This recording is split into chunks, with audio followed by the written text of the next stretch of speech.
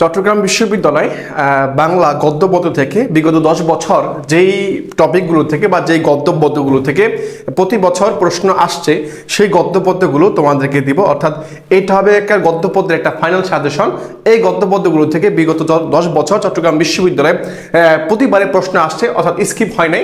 সেরকম গদ্য পদ্যগুলো তোমাকে আজকের এই ভিডিওতে দেখাবো। আজকের এই ভিডিওতে দেখানোর চেষ্টা করবো। পাশাপাশি এই গদ্য পদ্যের পাশাপাশি বাংলা সাহিত্য পাঠের যে কবিগুলো থেকে প্রশ্ন প্রতি বছরই হয় সেই কবিগুলো তোমাকে দেখাই দিব, তুমি সুন্দর মতো ওগুলো পড়ে ফেলবা। ওকে, তাহলে আমি শুরু করছি। এবং শুরু করার পরে লাইভটা এই ক্লাসটা যখন শেষ হবে, ক্লাসটা শেষ হওয়ার পরে তুমি কমেন্ট বক্সে জাস্ট ছোট করে একটা ডান লিখবা যে তুমি সাজেশনটা সব পাইছো কিনা। ঠিক আছে? ওকে ভাই, এখন আমি দেখি যে প্রথমে আমরা গদ্য পদ্যের মধ্যে কি রাখছি। দেখো, তুমি জানো গদ্য এবং পদ্য অর্থাৎ তোমার চট্টগ্রাম বিশ্ববিদ্যালয়ে কিন্তু প্রতিবারই ফুল সিলেবাস থেকে পরীক্ষা নেওয়া হয়। তুমি যদি শর্ট সিলেবাস থেকে পরীক্ষায় প্রিপারেশন নিয়ে আসো তাহলে কিন্তু তোমার অনেক ব্যাক পোহাতে হবে।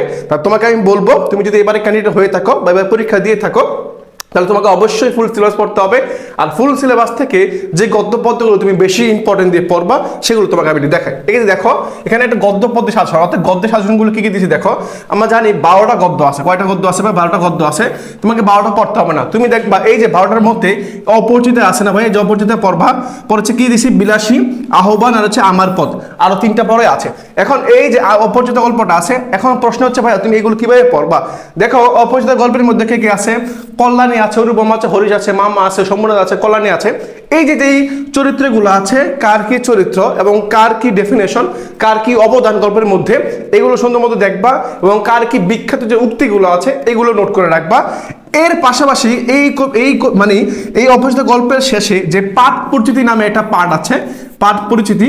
হ্যাঁ, এই পাঠ পরিচিতির যে অংশটা আছে এই অংশটা তুমি ভালো মতো পড়বা। অর্থাৎ এই অপরিচিত গল্পটা রবীন্দ্রনাথ লেখছেন, ঠিক আছে, কোন কাব্যগ্রন্থ থেকে নেওয়া হয়েছে, কোন স্বর্গ থেকে নেওয়া হয়েছে, এগুলো তুমি সুন্দর মতো লাইন বাই লাইন পড়ে ফেলবা। তার মানে কি বললাম, তুমি অবশ্যই যখন গল্প পড়বা, গল্পের পাশাপাশি পাঠ পরিচিতি পড়বা এবং শব্দার্থ পড়বা। অর্থাৎ এই গল্পের শেষে তোমার হচ্ছে যে শব্দার্থগুলো দেওয়া আছে এই শব্দার্থগুলো ভালো মতো পড়বা। ঠিক একইভাবে বিলাসী, এই বিলাসী গল্পের মধ্যে তোমার হচ্ছে দেখবা first class, second class, third class, fourth class আসে, নেড়া গল্প আসে, তারপর হচ্ছে মৃত্যুঞ্জয়ের কাহিনী আসে, বিলাসীর কাহিনী আসে, তারপর হচ্ছে নেড়া, তারপর হচ্ছে আমতলা বা মৃত্যুঞ্জয়ের কি কি জমি ছিল বা খুরা কে কে ছিল, এই চরিত্রগুলো তোমাকে ভালো মতো আইডেন্টিফাই করতে হবে। এবং স্কুলে যে যাইতেন, নেড়া যে স্কুলে যাইতেন, কত ক্রোশ মাইল হেঁটে যাইতেন, এগুলো তোমাকে জানতে হবে। তারপর দেখো আহ্বান, এখন তোমরা শর্ট সিলেবাসে এই আহ্বান গল্পটা ছিল না, তোমাকে পড়তে হবে। এই আহ্বান গল্পটা হচ্ছে এমন একটা গল্প যেটা হচ্ছে একটা জাস্ট সহানুভূতি, তোমার হচ্ছে সংবেদনশীল একটা তোমার হচ্ছে এই গদ্যটা তুমি পড়লে তোমার মধ্যে একটা তোমার হচ্ছে আবেগ কাজ করবে যে মানুষের প্রতি মানুষের যে মায়া, আত্মীয় অর্থাৎ রক্তের সম্পর্ক না হওয়া সত্ত্বেও যে মানুষের প্রতি যে মায়া থাকে এটা তুমি বুঝতে পারবা। ঠিক আছে? তো আহ্বান গল্পটা তুমি পড়বা। বুড়ো এবং আহ্বান গল্পের যে লেখক আছে বিভূতিভূষণ বন্দ্যোপাধ্যায়, তুমি দেখবে এগুলো।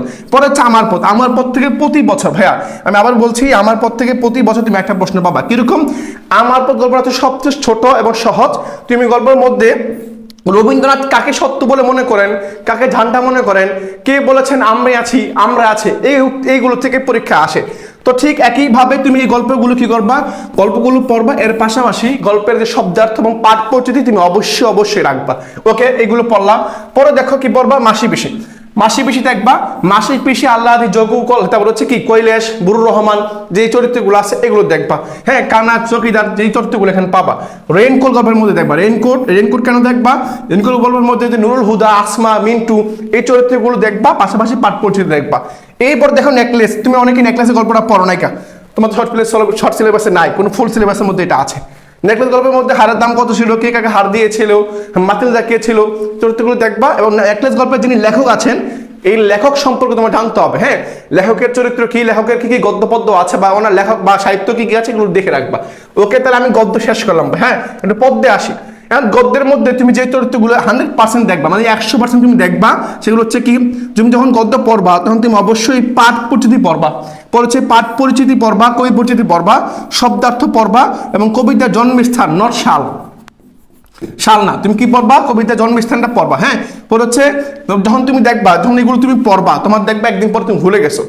অবশ্যই তুমি একদিন পড়বা, 2 দিন পর ভুলে যাবা, তখন কি করবা, আবার পড়বা, আবার ভুলে যাবা, আবার পড়বা, আবার ভুলে যাবা, আবার পড়বা। কেউ যদি বলো যে ভাই ভুলে যাই, অপশন হচ্ছে সূত্র হচ্ছে কি, তুমি আবার পড়বা, তাহলে দেখবা পড়তে আমার মধ্যে এটা আয়ত্ত চলে আসবে। ওকে, ঠিক আছে। পরে দেখি গদ্য। দেখো এখন প্রশ্ন হচ্ছে ভাইয়া কোন কবিগুলোর তুমি গদ্য পদ্যগুলো পড়বা। এখন গদ্য পদ্য আছে 24টা, এখন 24টা লেখক তুমি পড়বা না, তুমি জাস্ট এই যে এই কটা পড়বা। হ্যাঁ, এই কটা পড়বা। কি কি দেখবা? এই দেখো, মাইকেল মধুসূদন দত্ত পড়বা, বঙ্কিমচন্দ্র চট্টোপাধ্যায় পড়বা, রবীন্দ্রনাথ ঠাকুর পড়বা, প্রমোদ চৌধুরী, শরৎ চট্টোপাধ্যায়, আর হচ্ছে কি বিভূতিভূষণ বন্দ্যোপাধ্যায়, কাজী নজরুল ইসলাম, তারপর হচ্ছে আবুল ফজল, মানিক বন্দ্যোপাধ্যায়, সুফিয়া কামাল, শামসুর রহমান, আবার হচ্ছে আবু জাফর ওবায়দুল্লাহ। এই যে যেই তথ্যগুলো তোমাকে এখানে বলে দেওয়া হয়েছে বা লিখে দেওয়া হয়েছে, এইগুলো সম্পর্কে ওনাদের কি পড়বা? ওনাদের উপন্যাস, হ্যাঁ, ওনাদের বিখ্যাত যে উপন্যাসগুলো আছে এগুলো পড়বা, ওনাদের যে কাব্যগ্রন্থগুলো আছে, হ্যাঁ, কাব্যগ্রন্থগুলো আছে এগুলো তুমি আয়ত্ত করবা। প্রিয় ভাইয়েরা, এই যে কাব্যগ্রন্থ আর উপন্যাস এগুলো একটু ভালো মতো দেখবা, কারণ এগুলো থেকে পরীক্ষা আসে। যেমন বিগত বছর একটা প্রশ্ন আসছে, শেষের কবিতা এটা কি? শেষের কবিতা এটা কি? শেষের কবিতা রবীন্দ্রনাথের একটা উপন্যাস। দেখো, শেষের কবিতা, শেষের কবিতা লেখা আছে কবিতা, হ্যাঁ, লেখা আছে কবিতা, কিন্তু এটা আসলে কবিতা না, এটা হচ্ছে একটা উপন্যাস। কার উপন্যাস? রবীন্দ্রনাথ ঠাকুরের উপন্যাস। তাহলে যে উপন্যাস আর কাব্যগ্রন্থ, পাশাপাশি নাটকটা দেখবা, হ্যাঁ, নাটকটা দেখবা। তাহলে এই জিনিসগুলো জাস্ট এই কবিগুলোর পরিচিতির মধ্যে উপন্যাস, কাব্যগ্রন্থ আর পরিচিতির মধ্যে নাটকগুলো দেখবা। ওকে, এখন আসি পদ্মের মধ্যে। পদ্মের মধ্যে কোনগুলো দেখবা? দেখো, খেয়াল করো ভাইয়া, পদ্মের মধ্যে দেওয়া আছে বিভীষণের প্রতি মেঘনাদ, অর্থাৎ এই গল্পটা তোমাদের শর্ট সিলেবাসে ছিল না, শর্ট সিলেবাসের বহির্ভূত, ফুল সিলেবাসের মধ্যে আছে। তাহলে বিভীষণের প্রতি মেঘনাদ, বিভীষণকে, মেঘনাদকে কবিতার মধ্যে কি কি নামে ডাকা হয়েছে, লক্ষণকে কি নামে সম্বোধন করা হয়েছে, এইগুলো সুন্দর দেখবা। বিশেষ করে এই কবিতার শব্দার্থ, অবশ্যই এই শব্দার্থ তোমাকে অবশ্যই পড়বা।